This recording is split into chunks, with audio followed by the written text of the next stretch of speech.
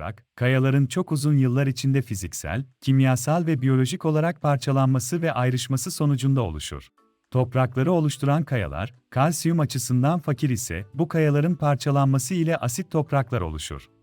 Trakya bölgemizdeki kumsal bünyeli topraklar, bu şekilde oluşumdan dolayı asit yapıdadır ve kalsiyum eksikliği içindedir. Yağmur suyu, havadaki karbondioksiti bünyesine alarak asit şekilde toprağa düşer. Asit yapıda toprağa düşen yağmur suyu, zaten toprakta eksik olan kalsiyumu da eriterek topraktan uzaklaştırır. Bu nedenler ile Trakya topraklarımızdaki asitliğin şiddeti son yıllarda giderek artmıştır. Asit topraklarımızdaki verim ve kalite değerlerimiz ise iyice gerilemiştir. Asit topraklarda 3 temel unsur nedeniyle verim ve kalite değerleri geriler. Asit topraklarda ciddi miktarlarda kalsiyum eksikliği görülür. Kalsiyum makrobesin maddesidir. Bitkilerin mutlak ihtiyaç duyduğu besin maddeleri içinde miktar olarak topraktan en fazla kaldırdığı besin maddesi kalsiyumdur.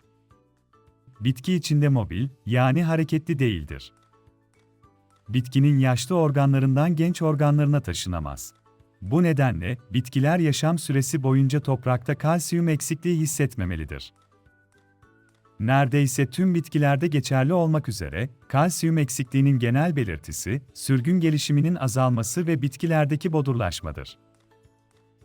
Toprakta yeterli kalsiyum bulunmaz ise, kalsiyum eksiklik belirtileri bitkinin genç organlarında daha belirgin görülür. Örneğin, buğday bitkisinde yapraklar kendi ekseni etrafında kurdele gibi kıvrılır. Bayrak yaprağı, erken deformasyona uğrar. Sonucunda fotosentez kalitesi düştüğü için buğdayda verim ve kalite düşer. Asit topraklarda bitki besin maddelerinin etkenliği azalır. Toprak asitliği, besin maddelerinin etkenliğinin azalmasına neden olur. Asit topraklarda besin maddelerinin etkenliğindeki azalış, uluslararası diyagramda açık bir şekilde görülmektedir. Asit topraklarda fosfordaki etkenlik azalışı oldukça belirgindir. Örneğin, fosforun etkenliği, nötr topraklarda %100 iken, toprak pH'si 6'dan aşağıya inince, fosfordaki etkenlik yarı yarıya azalır. Toprak pH'sindeki azalmalar, yani toprağın daha fazla asitleşmesi ile, fosforun etkenliği %80'e kadar azalır. Asitlik giderilmeden fosforlu gübre kullanımına devam edilmesi, toprakta fosfor birikmesine ve fosfor toksitesine neden olmaktadır. Asit topraklarda, kimyasal gübrelerde meydana gelen etkenlik azalmaları ve fosfor birikmeleri, verim ve kalite düşüklüğüne neden olmaktadır. Asit topraklarda, organik maddenin parçalanması çok yavaşlar. Çünkü, organik maddeyi parçalayan aktinomisetler, toprak pH'si 6'dan daha düşük olduğunda yaşayamazlar. Aktinomisetler, bitkilere bedelsiz besin maddesi hazırlayan çok önemli canlılardır. Örneğin, bitkiler hasat sonrası toprak içine girmiş olan bir yaprağı, kökü vasıtasıyla bünyesine alıp onu gıda olarak kullanamaz.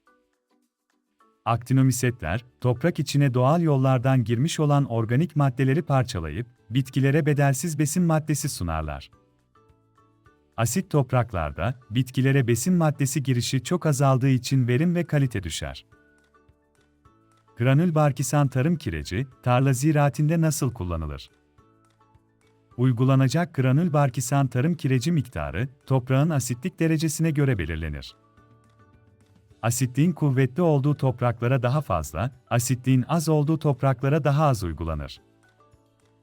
Bu nedenle, ilk önce ziraat mühendisleri tarafından, toprağın pH ve satürasyon derecesine göre, uygulanması gereken tarım kireci miktarı belirlenmelidir.